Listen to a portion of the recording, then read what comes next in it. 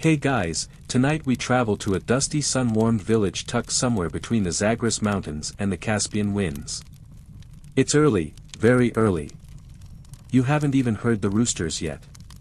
But already, smoke curls from the thatched chimney above your head, and you lie half-wrapped in a wool blanket, listening to the steady crackle of dried dung bricks burning in the hearth.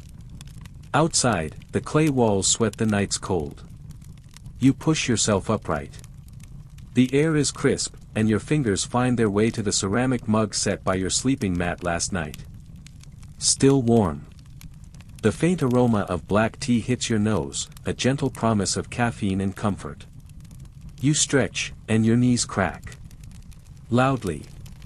Too loudly for someone only in their mid-30s, but you're a carpet weaver, not a soldier. Even warriors don't squat 8 hours a day, tying knots smaller than sesame seeds. You roll your shoulders. Already the skin under your nails is dyed rust red from yesterday's work. So, before you get comfortable, take a moment to like the video and subscribe, but only if you genuinely enjoy what I do here. And hey, let me know in the comments where you're listening from, and what time it is in your part of the world. Now, dim the lights, maybe turn on a fan for that soft background hum, and let's ease into tonight's journey together. You rise from your woven mat, stepping onto a smooth floor covered in a half-finished kilim. It scratches at your toes, but you barely notice. Today's going to be another long one, unless the yarn hasn't dried. But you're pretty sure it has. You hung it yourself near the goat pen yesterday, and those little beasts have a way of kicking dust so efficiently it may as well be a full-time weather system. Outside your house, the sun hasn't yet touched the high clay walls of the village. It paints only the very tips of the minaret in a soft pink. A few neighbors cough behind closed doors. You're not the only early riser. In the courtyard, a pair of hens dart beneath your feet, clucking indignantly. You mutter apologies and make your way to the loom hut, just a mud-covered frame, really, with a sloping roof and one crooked wooden door. The lock's a loop of rope and a rock. High-tech security, 16th century Persia style.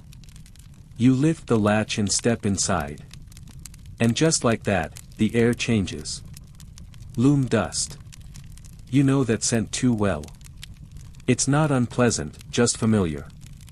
A mix of wool oil, smoke, heat, and the slightly metallic tang of the nails hammered into your loom's wooden frame. You run your fingers along the warped thread stretched taut across the frame. They hum slightly under your touch, like they're waiting for your return. It's a vertical loom, the kind favored in your region. Tribal styles use horizontal floor looms, but you come from a family of city-based weavers. More compact, more upright, more posture-destroying. Your father used to say the loom was your second spine. You didn't know whether to be proud or insulted. Behind the loom, your tools wait in a cracked clay bowl, a hooked knife, a dull comb for beating knots down, and a tiny iron blade that looks more like a dental pick than a weapon. You grab the hooked knife and tuck it into your waistband. Then, you sit.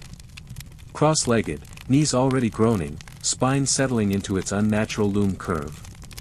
You won't move much for hours. Maybe your nose will itch. Maybe a mosquito will buzz. Maybe your cousin will show up to loudly ask if you've heard the gossip from the dye market, again. But right now, it's quiet. Peaceful, even. You thread the first color, deep indigo, darker than last night's sky. Just a simple Persian knot. Your fingers move in half motions, muscle memory taking over. The wool slides, loops, tugs, tightens. Again. And again. You breathe. Historians still argue whether this precise knotting technique, the asymmetrical Persian knot, originated in this region or came from China via silk merchants. You don't particularly care. What you do know is that it lets you curve your patterns more gracefully than the Turkish style, and it sells better. That's enough. The sun's rising now, casting thin fingers of gold across the loom's top beam. You pause, just for a second, to stretch your toes. A rooster yells nearby, maybe in protest. Probably in solidarity. You get back to work. By now, the village has shaken off the night. Pots clink, goats bleat, and someone across the wall begins hammering something with far too much confidence for this hour. Still, inside your loom hut, there's only the hush of wool, the occasional shift of your knees against the mat, and the burble of a samovar beginning to boil just outside the door. Your cousin handles the tea today. You hear him curse softly when he burns his fingers on the metal spout. Some things never change. The samovar, an ancient, dented creature of copper and stubborn pride, sits on a stone base fueled by charcoal. Its narrow chimney huffs tiny spirals of smoke into the sky, signaling to everyone within range, the weavers are awake. You pause your nodding. It's time for your morning ritual, finger stretches. Not for elegance, not even for comfort, pure survival. Your hands ache, your joints click, and your thumbs sometimes freeze mid-loop if you skip this step. So, like a well-trained musician or a suspiciously healthy chicken plucker, you flex and extend your fingers, one by one, then in clusters. Knuckles pop. Tendons slide. You wince a bit and keep going. You glance down at your fingertips. Already the tips are tinged with orange from last week's madder root batch. If you keep working fast, they'll match the deep garnet by tomorrow. No matter how many times you scrub with soapwort and ash, the dyes always find their way in. The colors stain deeper than your skin, almost like your soul has its own palette. Back to the loom. Knot, pull, tighten. One thread, then the next. The pattern in your head hums quietly, the echo of a larger design that you'll only see clearly months from now, if everything goes right. A teacup clinks beside you. Hot, your cousin warns. You grunt thanks and take the handle. The metal is warm but manageable, the tea dark as a raven's wing and just sweet enough to remind you you're not dead yet. You sip. Burn your tongue a little. Classic. He sits beside you on a mat and leans back against the wall. He doesn't weave, he's better with words and worse with patience. Still, he understands the rhythm. Knots become silence. Silence becomes thinking. And before long, his voice floats out, soft and amused. You hear the news from Kerman, he asks. They say the master dyer there finally lost his eyebrows trying to get the purples right. You raise one brow. Again. Again. His apprentice says it was the saffron. Historians still argue whether it's even possible to get a true purple without royal shellfish. You both nod at the shared absurdity. The mystery of purple remains, more expensive than gold, more temperamental than goats, and yet somehow still in demand by every half-literate noble with a taste for the dramatic. You go back to your knots, sipping between lines. This morning's wool is unusually soft, must be from the younger sheep. You briefly wonder if it's from that one sheep who always stares at you like it knows what you did last summer. The one that kicked over your dye pot and nearly ruined a week's work. You squint at the yarn. Revenge wool. Maybe. You let the thought go. Outside, the clamor of the village increases. A merchant's mule lets out a prolonged whine. Chickens stage a minor rebellion near the feed sack. And somewhere in the distance, a child screams either in delight or existential despair. Hard to tell. But your loom is calm. It absorbs the chaos, one knot at a time. You reach into your basket for the next skein, sun-bleached yellow, dried on the roof under pomegranate branches. It still carries the faintest whiff of fruit and wind and dirt. You love that part. It's like catching a breeze from memory itself. Your cousin eventually leaves, muttering about apricots. You suspect he just wants a nap under the fig tree. And honestly, good for him. You're halfway through a border repeat now, and the knots seem to make music. Not actual music, though you do hum as you work, but that rhythm, that flow. It's your secret song. One beat for the left loop, another for the right, and a third, almost inaudible, when you pull them tight. That's when you remember an old story your grandmother told. That in ancient times, carpets weren't just decorations. They were protection, woven with patterns meant to ward off evil, or encode prayers, or trace the stars. She claimed that once, a carpet sang. That a nomadic queen sat upon it and could feel her ancestors through the threads. You've never seen a singing carpet. But you believe your grandmother. Your own patterns are simpler. No magical beasts, no woven poetry. Just rows of diamonds, vines, and petals, repeated with just enough asymmetry to make it human. Still, sometimes, you look at a finished carpet and feel it stare back. Like it remembers everything your fingers endured. The tea's gone now, and the sun's fully risen. The light through the slats warms your shoulders, and the yarn glows under your fingertips. You close your eyes for a breath. Just one. Then you stretch again, roll your neck, and pick up the hook knife. There are many more knots to go. The rhythm settles in like an old friend, wrapping itself around you as the morning rolls into midday. You lose track of time in the loom's quiet breath. Knot, slide, tighten. Each thread pulled becomes part of a sentence, each row a whisper in a language only your fingers understand. The clack of the warp beam provides your percussion. It's a gentle, hollow sound, a kind of wooden sigh every time you shift the yarn across the frame.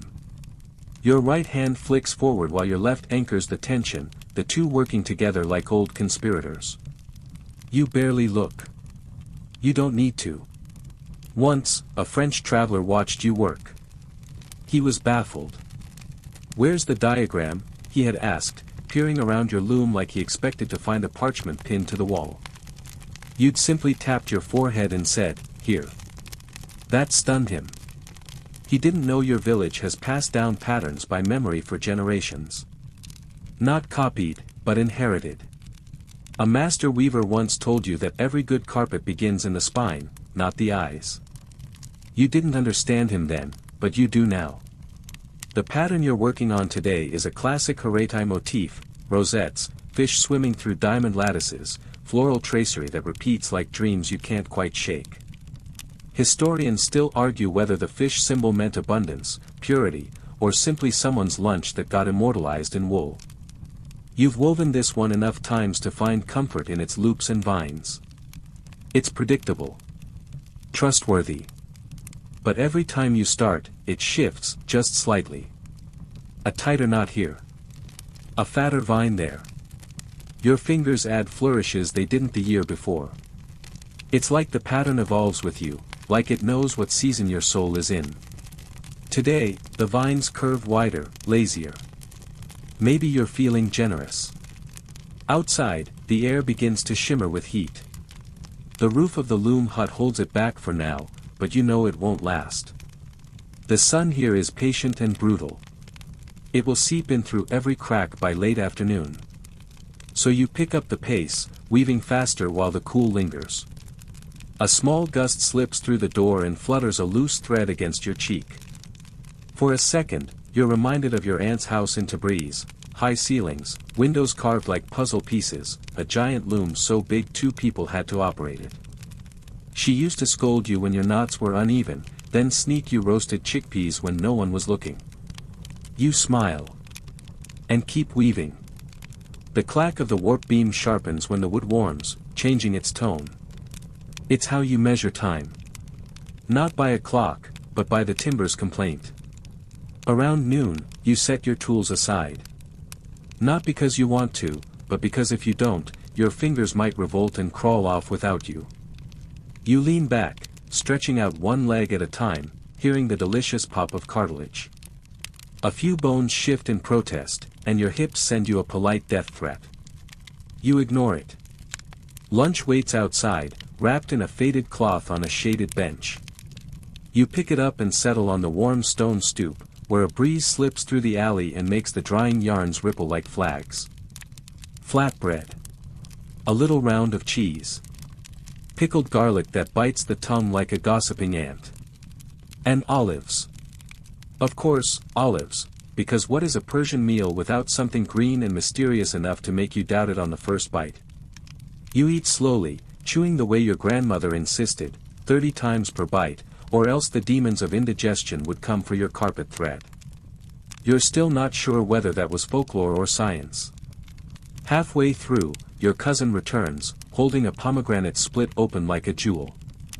He drops next to you with the grace of a collapsing tent and offers you a few seeds. You pluck them from his palm, careful not to smear juice on your tunic. "You know that foreign merchant," he says through a mouthful of seeds. "The one with the crooked mustache?" You nod, mid-chew. He claims his wife's uncle's cousin traced a carpet from our village all the way to a sultan's throne room in Damascus. You pause, a seed stuck in your teeth. "That's 3 degrees of separation," you say dryly. "Still counts. Might be yours." You both laugh. Then quiet again. This is the rhythm: laughter, pause, reflection. Like the loom itself, clack, silence, pull. A conversation in intervals. Then he lowers his voice. "They say the guild master's raising the price on dyed wool." Again. You groan. Not again. Prices rise faster than your carpets leave the loom. You already stretch each skein like you're making soup from stone. And unlike nobles or poets, weavers don't get commissions, we just get calluses. You sip water from a clay jug and lean back against the wall. The village stretches quiet around you, save for the occasional bray of a mule or a distant shout from the dye pits. A lone hawk wheels overhead, chasing something small and unlucky. Then, you hear it, a familiar clinking rhythm. The neighbor's loom is starting up again. Time to go back inside. You brush the crumbs from your tunic, wipe your fingers on the edge of the cloth, and step back into the shelter of dust, thread, and purpose. The loom waits, just as you left it. You duck under the loom's frame, legs already remembering where to fold. The wool greets you again, still warm from the sun filtering through the hut's slatted ceiling. You settle back into place like a pebble returning to the groove in a stream bed, shaped by time and use. This next part of the day is your favorite, and not just because your stomach is full. It's dye time. Well, not today, exactly. Today you weave. But you always think about the dyes as you work. After all, every inch of thread you're knotting has a story, a messy, fragrant, stain your skin for days kind of story that begins with beetles and bark and ends with beauty. Your cousin handles most of the dyeing now, ever since you turned your beard pink by accident. You'd mistaken a batch of cochineal for pomegranate peel, and let's just say the village still remembers. Your aunt still calls you the flaming goat. But the cochineal, that's a marvel. Tiny bugs scraped from cactus leaves, dried into reddish crumbs, ground into dust, then brewed like tea into dye pots. Who first thought to turn insects into scarlet glory? Historians still argue whether it was the ancient Persians, the Aztecs, or someone even earlier, crouched over a bubbling cauldron of crushed beetles and ambition. And the yellows? Oh, those are cheerful little liars. They come from everything: onion skins, saffron petals, even old turmeric roots. They seem harmless until they stain your best shirt for life. You still have a tunic that glows gold under candlelight, a mistake from the day you slipped and dumped an entire dye pot on yourself. For weeks afterward, children pointed and said you looked like a walking sunrise. Today's carpet has a base of natural undyed wool, soft gray and cream from your neighbor's flock, and accents in madder root red, cochineal rose, and indigo blue. You love the blue most. There's something oceanic about it. Indigo cakes arrive in tight bricks from India, hard as stone and smelling faintly of moldy hay. But once they dissolve in water and alkali, they bloom into clouds of ink. Deep, stormy, regal. As you nod in a wide blue arc, you remember watching a dye master work the indigo vat. He stirred it with a stick carved from apricot wood, murmuring under his breath. He never told anyone what he said. It might have been prayer, or chemistry, or just a long list of complaints about his ex-wife. But his blue never faded. Not even after years in the sun. Outside your hut, you hear the sound of hooves, donkey or mule, you can't tell, but it means someone from the dye quarter is moving goods. probably bringing mordant, alum, iron, or even urine. Yes, human urine. You smile grimly. That's one of the less glamorous truths of your trade. Urine sets colors, especially yellows. And yes, you've stirred that pot too. There was a scholar once who claimed ancient Persian dyes were entirely plant-based and pure. Another scholar laughed so hard he spilled ink on a priceless manuscript. The truth, as always, is messier. Carpets lie pretty. Dyes lie less so. You tug a knot tight and run your fingers across the woven band beneath. The texture is rough, but clean, each thread lying neatly beside the next, all tension aligned. Like rows of tiny bricks in a palace floor. Every now and then, you let yourself imagine where your carpet might end up. Will it be sold in the bazaar this spring? Will a trader take it across the desert to Aleppo or beyond? Maybe a spice merchant will bargain it for cinnamon and cloves, then a Venetian will drape it in a gallery, claiming it's from the east, like that means anything. Or maybe it'll stay close. Become a wedding gift, or a prayer mat, or just something a mother rolls out for guests who never arrive. You don't know. You never do. And that's part of the magic. You pick up a fresh skein, one dyed with walnut hulls, giving it a muddy green you rather enjoy. You tie the tail to the last row and begin a new motif, a pomegranate tree with curling vines and blooming fruit. The fruit always looks like little red hearts to you. Half open, slightly dangerous. Your grandmother once said every pomegranate was full of stories, not seeds. That's why they bleed when you break them. You work through the heat of the afternoon, sweat slicking your brow. The air hangs thick now, even in the shade, and your back complains with every shift. But you're too deep in the rhythm to stop. The pomegranate tree unfurls. Knot by knot. Line by line. It grows like a memory you forgot to remember. Eventually, the sun begins to tilt west, softening its grip. The worst of the heat slips away like a shy cat. You lean back and let your arms fall into your lap. For a moment, you stare at what you've done today. Not bad. The tree is shaped just right. The vines curl in believable chaos. The colors hold together like a family meal, bold, uneven, delicious. You close your eyes for a moment, letting the silence return. You can still smell the madder and indigo, still taste the tea, still feel the walnut-dyed thread between your fingers. You don't need a pattern book. The colors, the shapes, the knots, they live in you now. You sit a little longer, fingers resting on your knees, letting the woven vines cool beneath your palms. The sun has shifted just enough to cast slanted golden lines across the wall of the hut. Dust motes float in and out of them like sleepy fireflies. Then, without thinking, you reach for the next thread. Not because someone told you to. Not because the market is screaming for another masterpiece. But because the pattern inside your head hasn't finished talking. You select a length of silk next, undyed, its creamy sheen catching the last rays of afternoon like spilled milk. Not every weaver uses silk. It's slippery, rebellious stuff. It stretches when you want tension, frays when you need neatness, and costs more than a decent goat. But it adds that shimmer, that soft glint that catches a buyer's eye. You work slowly now, letting the thread slide through your fingers like water, careful not to pull too tight. A heavy hand ruins silk's grace. Your grandmother always said silk should feel like stitching sunlight. You're not quite there yet, but you're trying. The motif you're adding now is small, a cluster of tulips, stylized, just under the pomegranate bough. Tulips are tricky. Their petals must curve just so, 3 knots wide at the base, tapering upward like a flame. The Persians had them long before the Dutch got excited. Historians still argue whether the Ottomans borrowed the tulip from Persia or the other way around.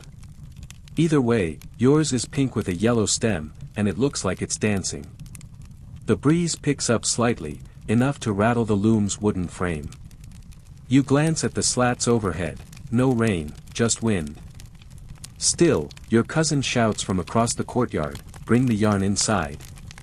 And you hear a scurry of feet, probably his youngest daughter gathering bundles from the line before the dust gets bold. You keep weaving.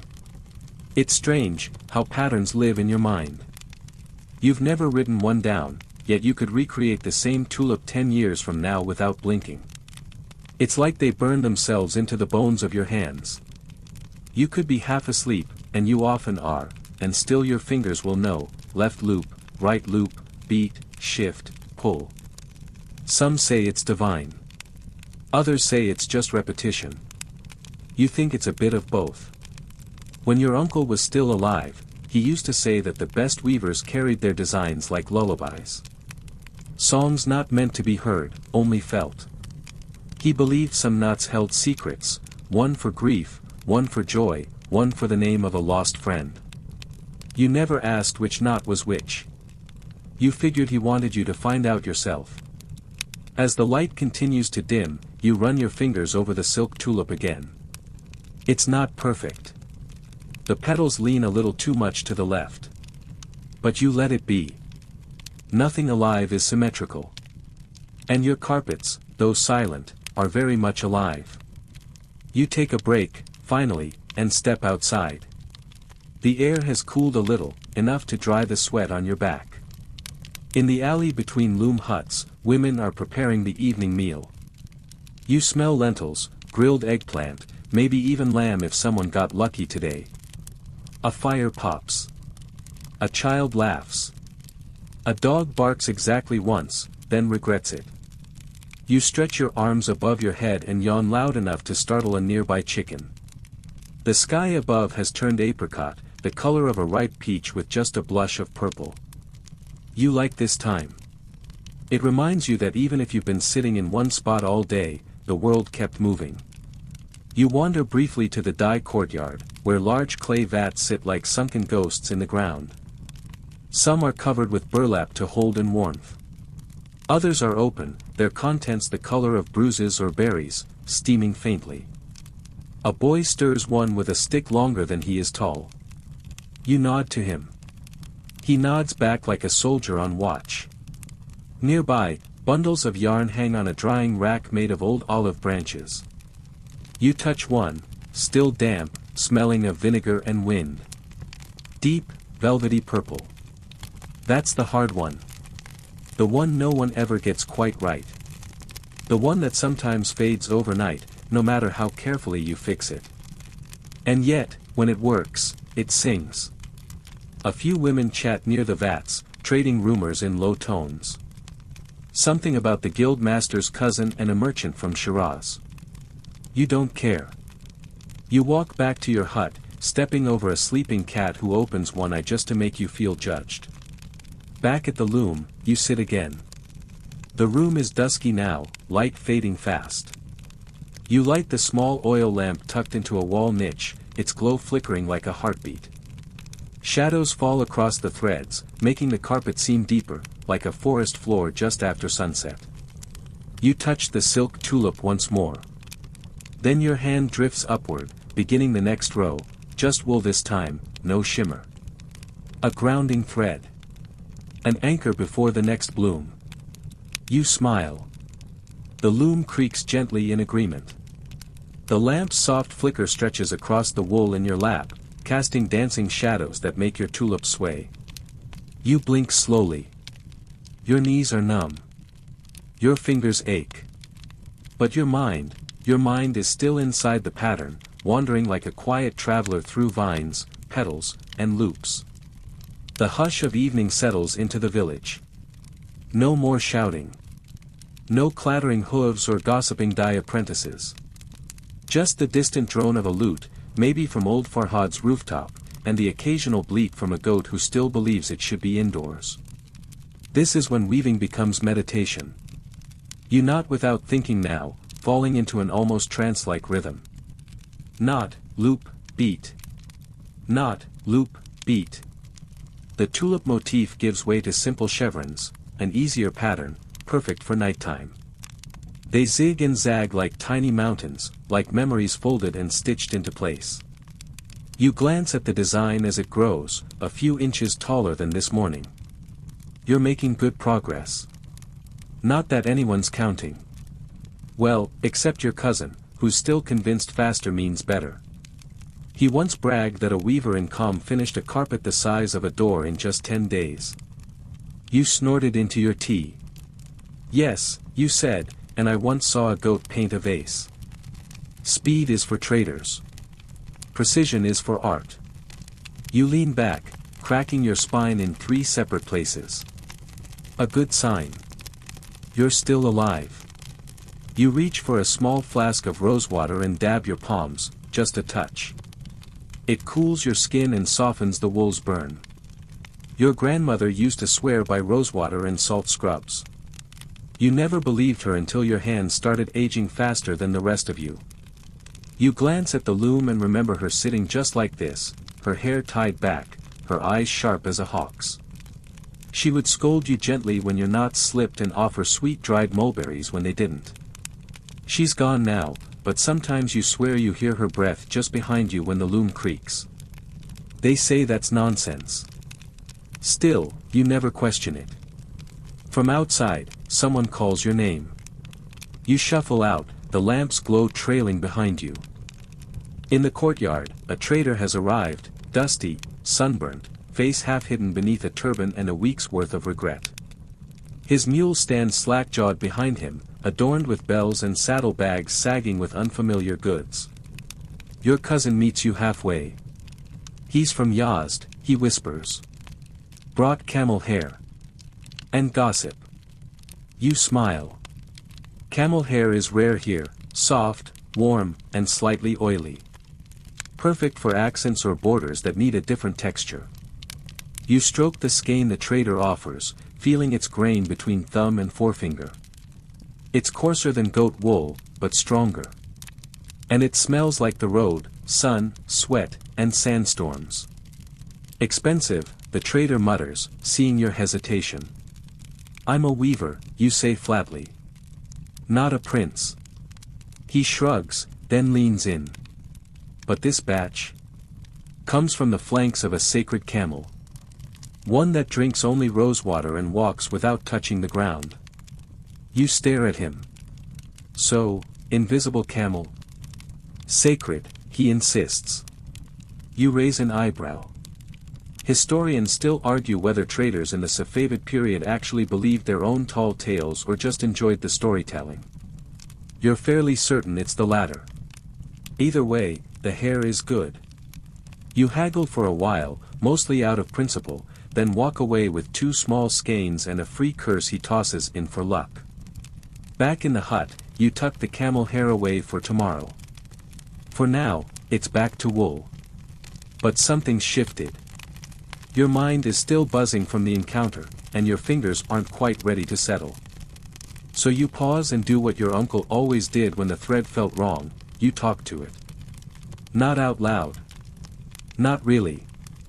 But in your head. You tell it stories. You tell the thread about the trader and his invisible camel. About the last market trip where you accidentally insulted a merchant by complimenting his very realistic fake silk. You tell it about the time your loom collapsed mid-row, spilling weeks of work into a pile that looked suspiciously like a dog's breakfast. You talk. The thread listens. And slowly, your hands settle again. The chevrons become sharper. The rhythm returns. You stop thinking. The thread takes over. You reach the edge of the row and sigh, softly, the way someone sighs after reading the same page of a book 10 times just to make the word stay. Your hands drift to your lap. The lamp flickers once more. You glance at the carpet in progress. It's about 2 feet long now, halfway through the central motif. The tulips curve like dancers, the chevrons ground them like roots. It's not the best work you've ever done. But it's honest. And the colors still glow. You roll your shoulders, grateful. Then, without warning, a loud thud from outside. You freeze. A child's laugh follows. Then footsteps pattering like rain. Probably just someone chasing a chicken again. You chuckle and shake your head. You return to the loom for one last row before night fully swallows the room. The oil in the lamp spits once, casting your shadow against the wall. You look older than you feel. Or maybe exactly as old as a carpet weaver who's spent a lifetime with wool under their nails. Still, there's peace here. In the hush. In the heat. In the hum of knots becoming form. You work until your eyes blur. You put the hook knife down. Your fingers, at last, refuse to obey. They're trembling now, buzzing with the slow burn of a full day's labor. Not pain exactly, more like a deep, bone-level humming. Like your body is singing in the same frequency as the loom itself. You stretch again. Everything cracks. Shoulders, neck, knees, you name it. Each joint gives a weary little bark, as if reminding you that they, too, worked overtime today. But before you rest, you brush a hand over the wool. Your day's work is solid. Not flawless, not dazzling, but honest. That's more than enough. You rise slowly, stepping into the night air, which cools your sweat-damp tunic and makes you shiver, just once. The stars are out now, scattered like rice on black velvet. 1 or 2 shooting streaks. A still crescent moon. You let your eyes wander upward, then down the alley. Lanterns flicker here and there, and someone's burning sandalwood nearby. It smells like weddings and prayers and grandmothers. You smile at that. As you walk toward the central courtyard, the soft murmur of voices greets you. Your cousin and a few other men sit on reed mats, sipping warm milk and talking in that slow, meandering way men talk after a day of work, with no real point, just rhythm. You join them without a word, folding your legs, accepting a clay cup passed your way. Then it begins, gossip. Did you hear? One says, a trader in Isfahan was caught hiding taxed carpets under beds of saffron. You raise an eyebrow. That's bold. And fragrant. Another chimes in. And in Shiraz, someone passed off a Kashkay rug as a royal piece. Sold it for twice its worth. Historians still argue, your cousin drawls, whether any merchant has ever told the truth about a carpet's origin. Laughter bubbles up, low and lazy. You sip your milk. It's warm, sweet, with a hint of cardamom. Your bones like it. Then, as always, the conversation slides toward the guild. Taxes again, someone groans. Too many levies, another says. Every knot I tie, I swear I feel a scribe breathing down my neck. You nod silently. The guild masters, bless their silken robes, rarely understand what it means to sit 12 hours on woven straw, tying dreams into wool. But they control the market gates. So you tie, you pay, and you keep tying. Still, there's comfort in this moment. Sitting among fellow weavers, each of you held together by shared aches and shared stories. The night wraps around you like an old shawl. The stars blink approval. Then someone leans in. Did you hear about Mansour's carpet? You glance over. Which one? The one with the date.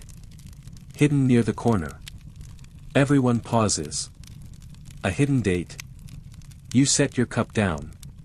You mean, like, woven into the pattern? A nod. Small. Disguised in the lattice. But it doesn't match the rest. Looks like it was added later. Now this is interesting. Weavers aren't supposed to do that. Patterns are sacred. To alter one, especially in secret, is risky. Bold, even. Why, you ask?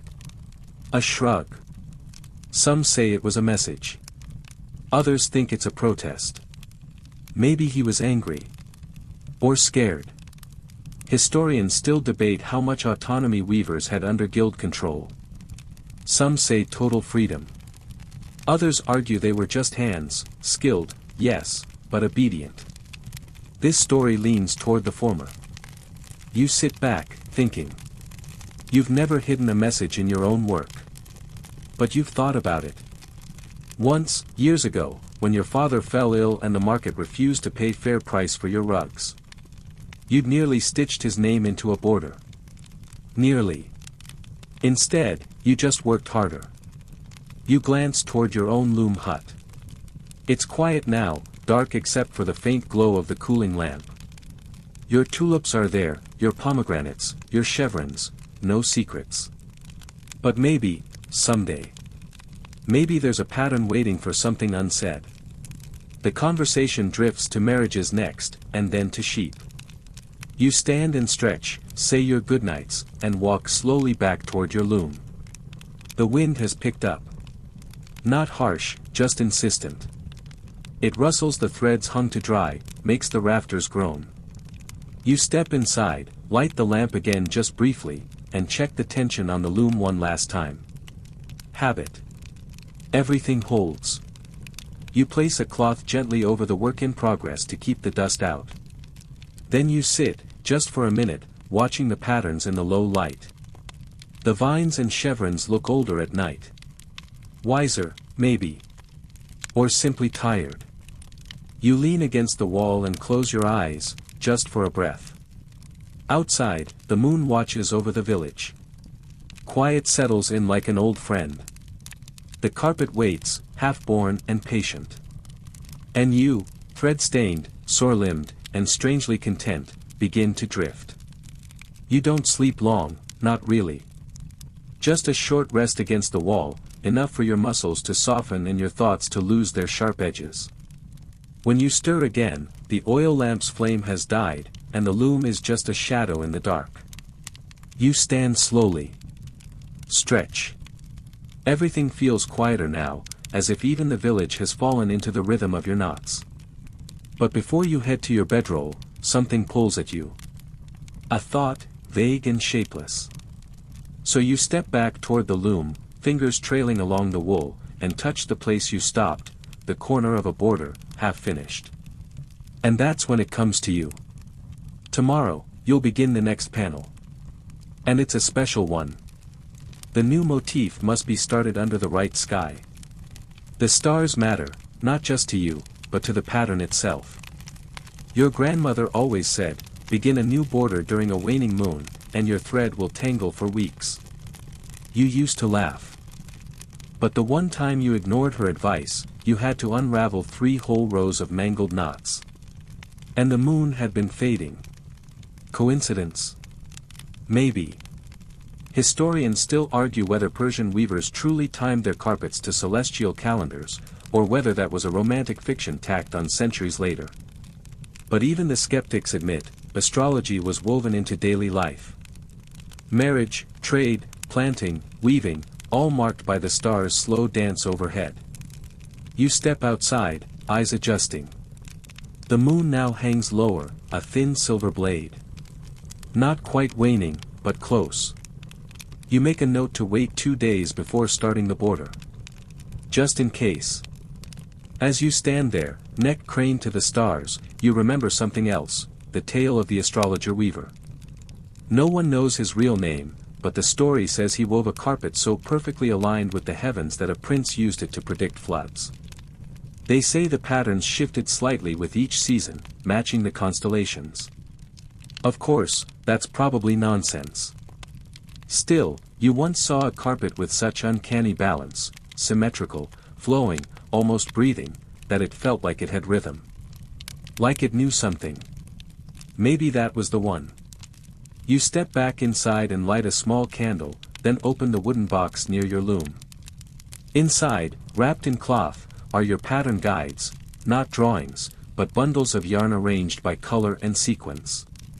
Each one tied in a very specific order. You reach for the new set, the one for the next panel. Blues. Rusts. A rare green, dyed from wild pistachio husks. This panel will feature a garden, trees, birds, and latticework paths. It's ambitious. Not the kind of thing you try under a rushed commission. You've saved it for the right moment. And the stars are almost aligned. You rub the green skein between your fingers. It's rougher than the others. Pistachio dye is fickle. If the water's too hot, it browns. Too cold, it fades to yellow. Your cousin burned a whole batch once and blamed the goat. You lay the skeins out carefully, touching each one like greeting old friends. You whisper their colors under your breath: lapis, saffron, rose, walnut, pistachio. They hum quietly, just waiting. You wrap them again and return them to the box, heart settled. This is what weaving is, not just craft, but timing. Knowing when to begin. When to pause. When to let the pattern speak before you do. You blow out the candle and step back into the dark, threading your way past the quiet looms of your neighbors. Some are still covered. Others gleam faintly in moonlight, their pattern stalled mid-thought. At your sleeping mat, you lie down and close your eyes. The wind rustles. A dog barks once, then goes silent. Somewhere, the stars shift. You dream. In the dream, your carpet flies. Not like in the stories, no magic, no sultans. Just floats, softly, above the floor, shimmering in the light of 100 unseen candles. Each knot glowing. Each color alive. You follow the pattern as it moves beneath you, and it whispers, not words, but rhythms. Knot, loop, beat. You smile in your sleep. Then morning comes, quietly. You wake with a start and roll to your feet. The sun hasn't yet risen, but the sky is brightening, hinting at apricot along the horizon. Your body aches, but your mind is clear. You begin your day the same way: tea, stretches, loom dust. But something feels different. Today, you don't go straight to the knots. You sit for a while, staring at the panel from yesterday. You trace the outlines of your tulips, the winding chevrons. And then you pick up the skein of camel hair from the sacred, floating, rosewater drinking beast. You laugh softly and begin to prepare the warp for the new panel. But you don't tie it yet. You wait. Because the moon hasn't waned just enough. And your hands, as steady as they are, know better than to argue with the stars. The next day arrives with a chill. Not cold enough to see your breath, but sharp enough that your joints complain louder than usual when you fold into the loom position. Still, you smile at the discomfort. It means the season is turning. And that, in turn, means the market will shift. Buyers prefer darker colors in the colder months, rich reds and forest greens that warm the eye. You glance up at the sky through a slit in the roof. Still no clouds. Still no rain. Still waiting on that moon. So today, instead of launching into your new panel, you work on repairs. A neighbor's carpet, older than you, by the looks of it, sits folded beside your loom. The edges are frayed, and a long central tear has separated the tree of life motif straight down the middle, like a broken spine. You unfold it gently, smoothing it out. Repairs are sacred. A chance to speak with another weaver across time. You study the knots, tight, fast, high tension. Definitely woven by someone in their prime. The colors, though faded, still hum with the same palette you use today. Madder red, walnut brown, oxidized blue. You begin by reknotting the loose warp threads, carefully matching the original structure. This kind of work demands reverence. Each thread is a fingerprint. You whisper to yourself as you go, trying to mimic the original rhythm. Knot, press, check. Knot, press, check. Somewhere in the process, you find a curious anomaly, a double knot in the center where none should be. At first, you think it's a mistake. Then you find another. And another. They're tiny. Discreet. Placed with intention. Someone hid something here. You lean in, squinting. And there it is, about 7 knots that, when traced together, form the faint outline of a tulip. But not the kind you use. This one is inverted, its stem rising instead of falling. A secret symbol. Your breath catches. You've heard rumors of such things, hidden motifs meant to convey descent or devotion, or to honor a lost loved one. Historians still debate whether these were acts of resistance or simply a weaver's private poetry. You decide not to repair over it. Instead, you preserve the motif, not around it, and leave the message intact. Whoever placed it there wanted it seen, by someone, someday. And now it's you. As you work, your cousin pops in, carrying a fresh bundle of dyed yarn. Pomegranate again, he announces, dropping the skeins with a flourish. An indigo from last month. The strong batch. You nod in thanks. He squats beside you, squinting at the old rug. That the one from Previsa's mother? Emicham, you say, focused on the corner tassels. He grunts. That woman could outweave half the village. And she had no guild license. Scandalous. You smile. Scandal builds legacy. He chuckles, then says, almost wistfully, you think anyone will talk about our carpets in 100 years? You pause, glance at the repair. Only if we hide something good. He raises an eyebrow. Planning a secret message? Not yet. Maybe when I'm old and dramatic. Too late.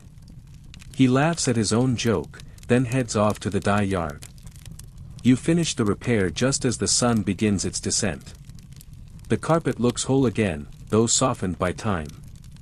You fold it reverently and set it aside.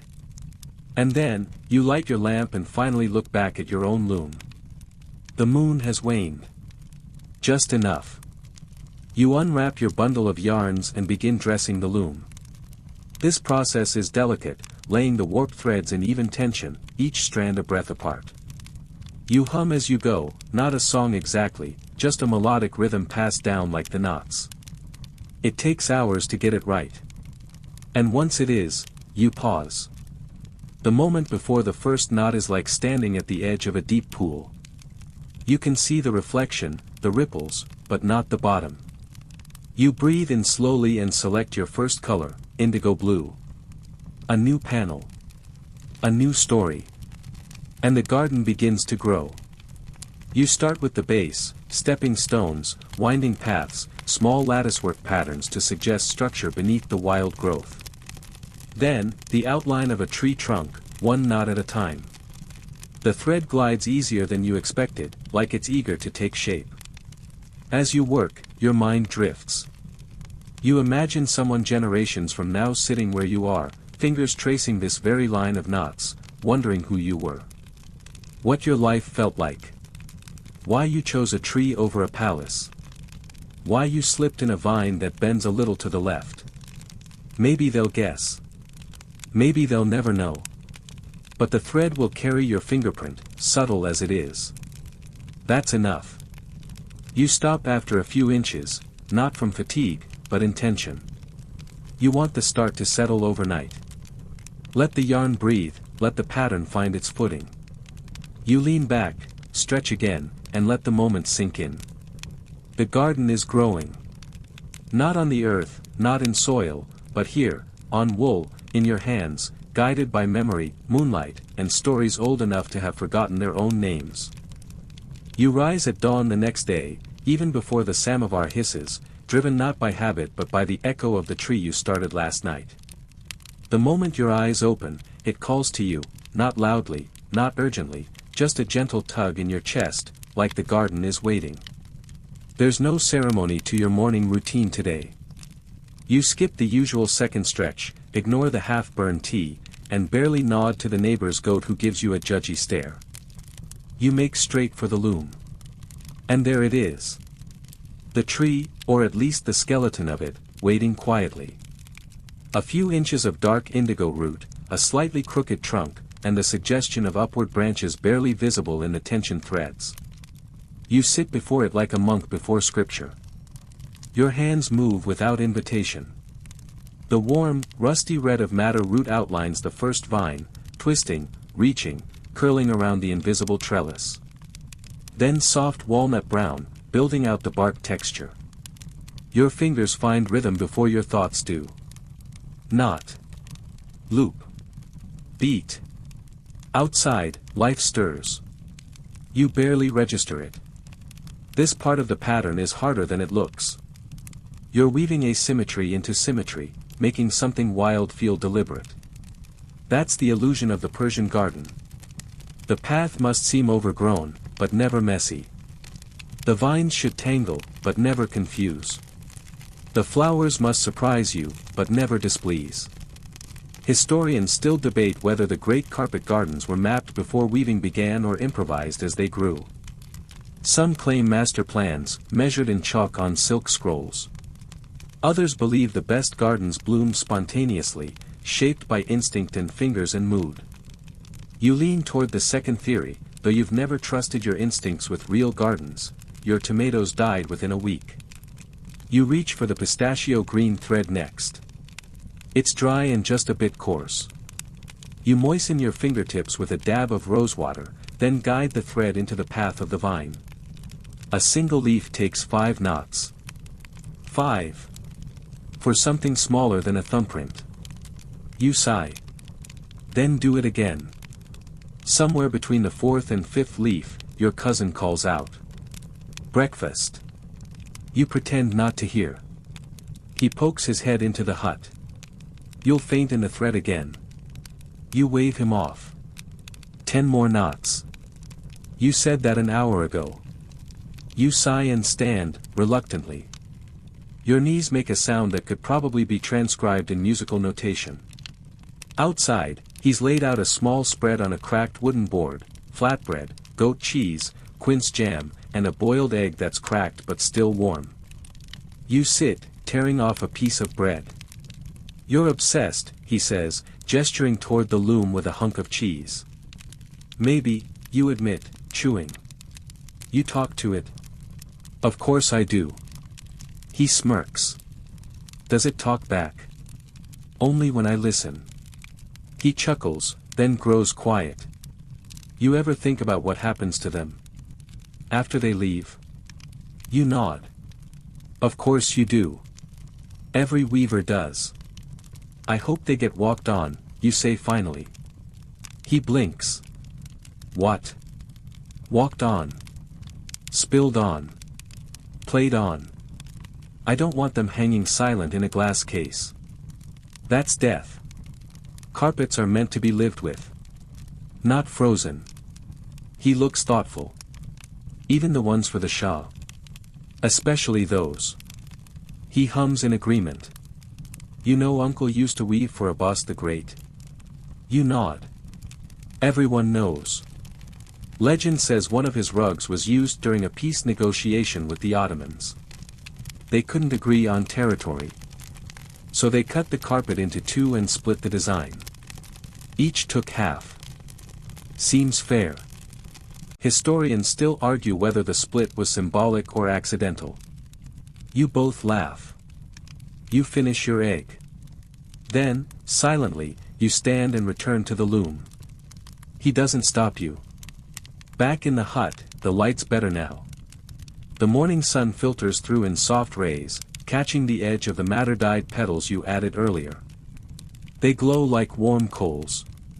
You return to your posture, legs folded, spine bent just enough, feet curled under for warmth, and begin again. This time you add a new element, a bird. Small, discreet, mid-flight.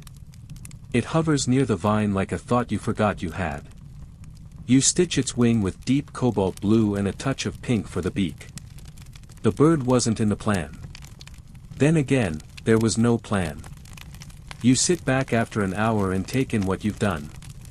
The tree now has a sturdy trunk, curling vines, a few leaves, and one bold tulip beginning to bloom near the edge. The bird waits just above it, as if deciding whether to land. You let your fingers rest. Not because you're tired, but because something feels complete. Not finished, no. But correct. Right. There's a strange calm in the hut now, thicker than silence. You hear your own breath. The creak of the loom wood. The occasional faraway clang from the smithy. Everything feels very still. You don't question it. You just sit. Letting the patterns and petals and pigments live for a moment, untouched. Alive. The stillness stretches, and you let it. A deep, heavy stillness, not the silence of nothingness, but of fullness. The carpet breathes. You swear it does. The shapes you've woven seem to pulse faintly, like they're adjusting themselves in the light, settling into their final form. You stay there, unmoving, for longer than you realize. The room darkens slightly as clouds slip in front of the sun. Somewhere outside, thunder grumbles, faint, sleepy, not quite a threat. Maybe the rain's finally coming. You brush dust from your lap and rise. The moment has passed, but you tuck it away. These moments don't come every day. That soft hush when the carpet feels done for now, not because the knots are finished, but because the soul of the piece has caught up to your fingers. You don't stop weaving entirely. There's still work. Always is. But you shift gears. Today, you return to the side border, repeating latticework with tiny diamond medallions. Repetitive, forgiving. Perfect for cloudy days and wandering minds. As you tie the next row, you hear voices outside, strangers, from the sound of it. Their words carry the slow, rounded accent of travelers from the coast. Curious. Most merchants pass through in spring or early fall. Few brave the shifting winds of this shoulder season. You keep working until the footsteps stop at your door. A light knock. You glance up, eyebrows raised. Your cousin peeks in. There's someone here. Another trader? Not exactly. You wipe your hands and step outside. Two men stand in the courtyard, both dressed in layered robes too fine for this village and too dusty for a noble's court. One holds a ledger. The other, a wrapped bundle the length of his arm. They nod politely. The ledgerman speaks. We've come from Esfahan. Master Davood sent us. He's heard of your garden carpet. You blink. That was fast. You only started the garden 2 days ago. Your cousin, ever helpful, explains with a grin, news travels. That blue tulip. People talk. You're skeptical. Most people don't care until the knots are tied and the gold is paid. But something about the men's posture tells you this is more than idle flattery. The bundle is unwrapped. Inside lies a silk sample, crimson, so deep it's nearly black, embroidered with a golden edge that glints even in the overcast light. For the border, ledgerman says.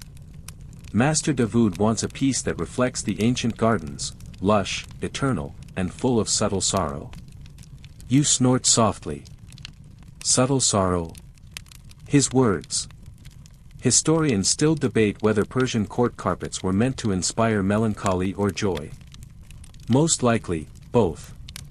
After all, the garden is beauty caught in decay. Every bloom already fading. Every vine curling toward dusk. You take the silk in your hands. It's delicate. Almost too delicate for the coarse warp of your loom. But you can work with it, if you're careful. What does he offer, you ask? Commission. No rush. He wants it done properly. You exhale. That's rare. You nod slowly. Tell him I'll consider it. After the rain. Ledgerman blinks. Rain. You glance at the sky. It's coming. As if on cue, the wind picks up. Cooler now. Carrying that distinct smell of wet earth just waiting for its moment. They leave without argument. It's not the answer they wanted, but it's the one they respect. You return inside. Now the carpet before you holds new weight. It's no longer just a pattern or a practice. It may become a commission. Maybe even one destined for a noble courtyard.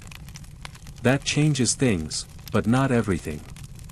You sit again, hands on your knees. The side border is done for today.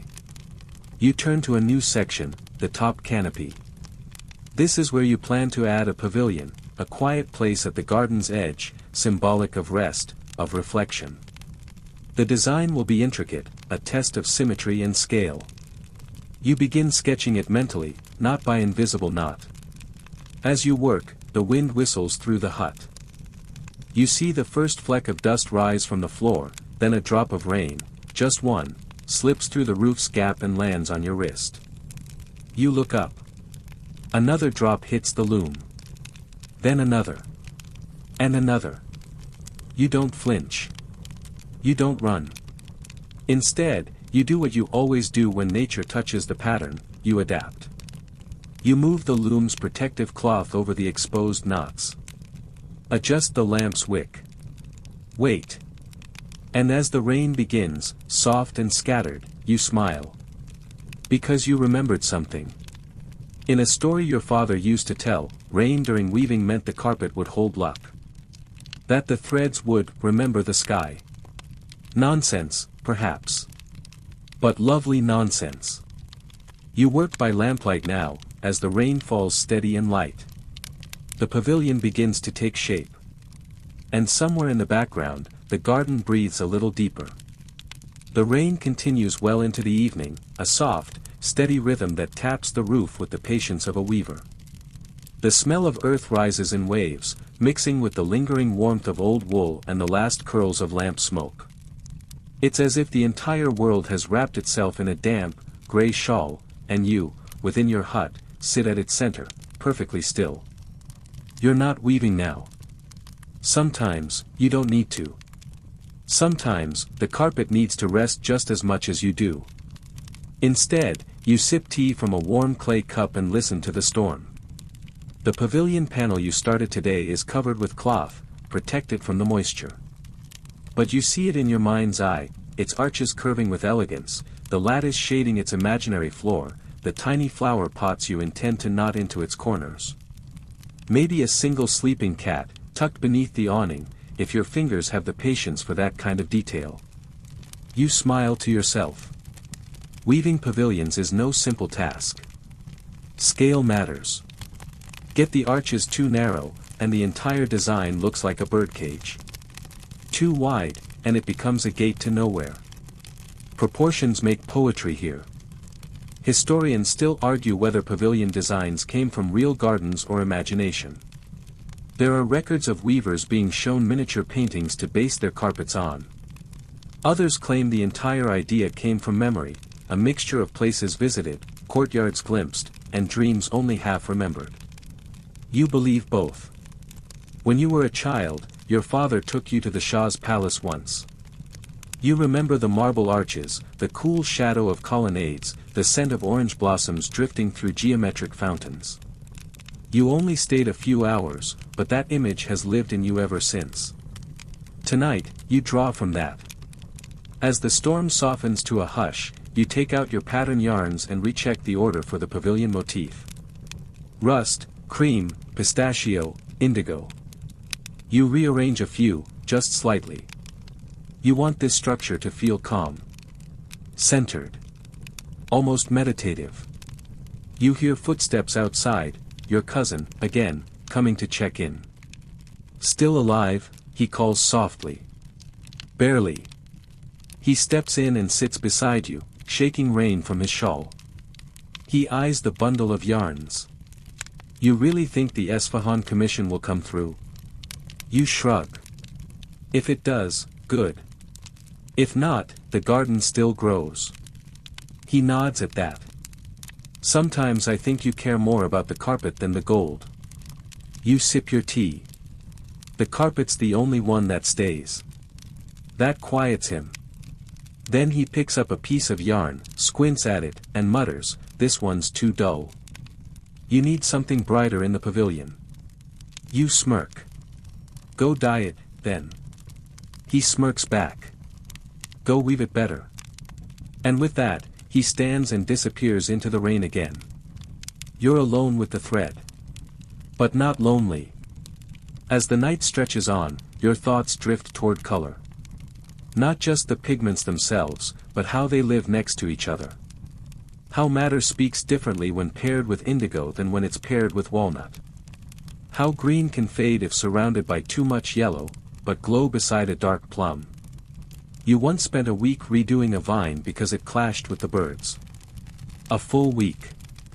Your cousin called it madness. Your aunt called it art. Maybe both were right.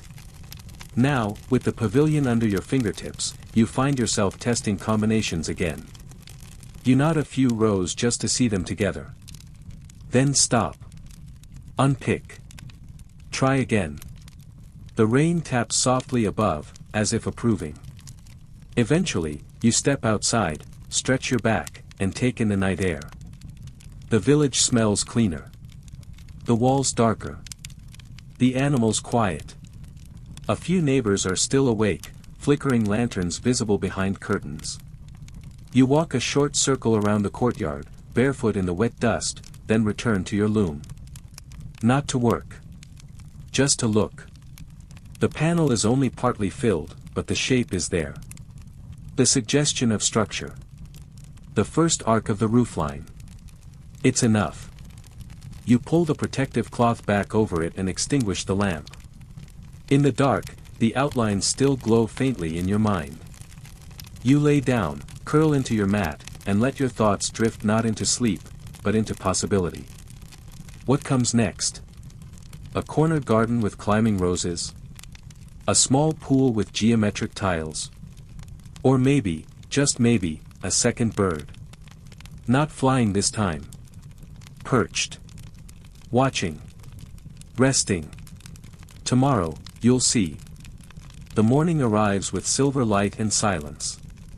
The rain has passed, leaving behind a courtyard that smells of wet dust, cool clay, and the faint sweetness of crushed leaves.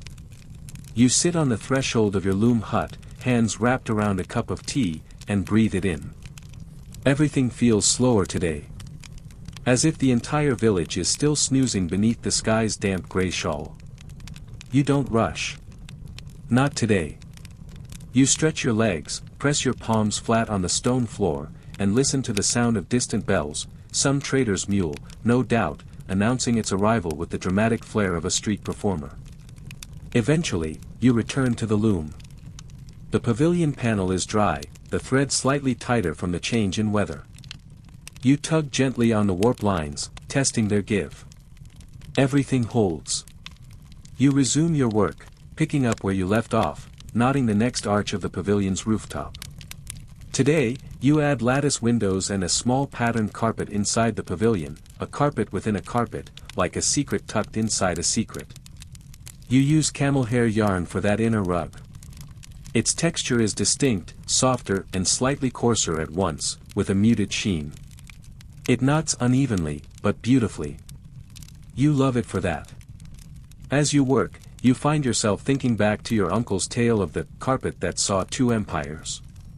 He claimed he once repaired a rug originally woven in Persia, carried across mountains to the Ottoman court, seized in a border raid, then gifted to a Mughal prince, all before it was returned to its weaver's great-grandson in Tabriz. Every footstep added a new line, your uncle said, and every patch was stitched in a different tongue. Historians still debate whether such traveling carpets were truly traded so widely, or whether these were just merchant embellishments. You like to believe in the journey, even if the miles were mostly metaphor. Your own carpet won't cross any empires today.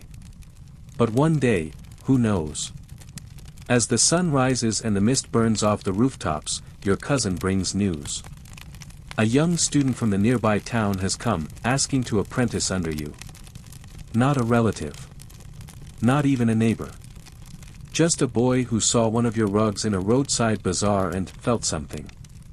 You raise an eyebrow. Felt something? That's what he said. You chew on the thought while tying the next row of bricks in the pavilion's foundation. Eventually, you agree. You remember being that boy once, seeing a design for the first time and knowing, instantly, it had a voice. The boy arrives after noon. He's maybe 12, maybe older. Thin arms, wide eyes, a nervous energy that crackles like wool in dry air. You show him the loom. He doesn't speak. Just stares. Then, very quietly, he says, "It looks like a door." You glance at your work. The pavilion's arches. The pathway leading inward. He's not wrong. You nod. It opens if you're patient. He sits beside you, not touching anything yet. Just watching. His eyes follow your fingers, his shoulders rising slightly every time you make a particularly tight knot. You hand him a practice frame later, a small square of warp strung across a wooden board. You show him the motion, over, under, loop, pull. He fumbles. Frowns. Tries again. You don't correct him immediately. Instead, you let him feel the thread. Learn its resistance. Make friends with the tension. Wool has moods, you tell him. He blinks. Like people. You nod. Exactly like people. It tightens when ignored. It snaps when rushed. It softens when listened to. He tries again, slower this time. You smile. Later, after he's gone home for the day, you sit back at your own loom, reflecting on the strangeness of watching someone else take their first step into this world you've known your entire life. The garden is nearly done now. The pavilion stretches across the top border. The birds, yes, you added a second one, this time perched on a vine, give the scene a kind of balance you didn't expect. It feels complete. You lean back. Your hands ache. Your eyes burn. Your spine reminds you, loudly, that you've spent too long in one position. But you don't move yet. You just look. The pattern has stopped whispering. That's how you know. It's not the end of the carpet. Not yet. There's the outer border still, and the final trimming. But the story, the soul of it, has landed. You place your tools down, one by one, and cover the loom for the night. Outside, the wind carries the scent of cardamom and bread. Someone's baking. Children shout in the distance. The village lives on. And so does your carpet. The next morning arrives brighter than expected. A wide sky, freshly scrubbed by rain, stretches over the rooftops like a blank sheet of parchment. Light spills into the courtyard in long golden lines. You squint up at it, tea in hand, and smile softly to yourself. Good weaving weather. You sit at your loom again, feeling the welcome warmth on your back. The garden panel is finished now, completely. The pavilion stands with its arches perfectly balanced, the birds perched in harmony, the winding paths gently fading into the edge of the design like memory dissolving into sleep. But your work isn't done. Now comes the final outer border, the frame that will contain the garden's quiet, hold it like a locket holds a faded picture. Without the frame, the garden feels open-ended, exposed. You wouldn't hang a painting without its edges. A carpet is no different. This border will be geometric. You've chosen an interlocking pattern of 8-pointed stars and small floral medallions. Repetitive, yes, but there's comfort in that repetition. It feels like closure. A gentle tightening of the weave, a pulling together of all the narrative threads you've laid down so far. As your hands begin again, knotting the first line of stars in lapis blue, you think about legacy. Your grandmother used to say the final border was where the weaver left their breath. Not your name, she'd whisper, but your pause. Your exhale. That moment where you say, "This is what I made." You tie another knot. Pull gently. Beat it into place. Repeat. In the corner of the loom hut, the boy returns, your new apprentice. He says nothing at first, just watches. His hands are red from yesterday's clumsy practice. But today, he's brought his own yarn, rough, irregular, unevenly spun. You nod approvingly. You want to help with the border, you ask. He blinks. Can I? You'll start the corner. 4 knots. That's it. You guide his hand. Over, under, loop, pull. He's shaky. But careful. And when the 4th knot is down, he looks at it with something like wonder. Historians still argue, you say lightly, whether apprentices in the old guilds were allowed to tie knots on master commissions. He looks up, startled. Wait, is this a commission? You nod. Possibly. Esfahan. His mouth falls open. You smirk. Don't faint on the yarn. He doesn't. Instead, he sits a little taller and watches as you continue. Row after row, the stars bloom around the garden's edge, anchoring the wildness, taming it just enough. You let your hands fall into rhythm again, faster now, your body remembering every motion as if it's second nature, which, by now, it is. In the afternoon, a woman from across the village visits. She brings bread and dates and asks, casually, but not really casually, if you might be willing to weave a small piece for her daughter's dowry. Just something simple, she says. A field of flowers. With maybe a small bird. Or two. You nod. You say, after this one. She beams. Everyone wants their story in a carpet. As you continue nodding, your mind drifts to your own story. Not the dramatic parts. Not the deaths or the trades or the winters you thought would break you. Just, the rhythm of it all. Tea.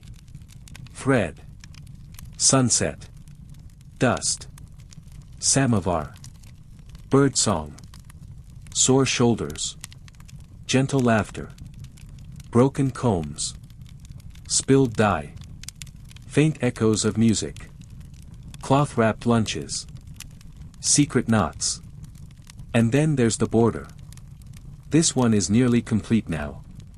Just another day or two of work. The stars tighten at the top. The flowers fall into place like sighs. The pattern no longer argues with you, it accepts your hands. It knows you now. You pause in the evening, rolling your neck slowly, and stretch your legs out in front of you. The boy has long since gone, leaving his yarn carefully tucked in the corner. You'll teach him how to spin tighter next week. You lean back, staring at the carpet as a whole for the first time in weeks. Really looking at it. It's not perfect. There's a vine that loops too far to the left. A medallion that sits slightly higher than it should. A tulip whose color is just a shade off. But it's yours. And it breathes. You tie the last knot for the day and sit very still. You remember the old proverb, a perfect carpet is a lie. The soul lives in the mistake.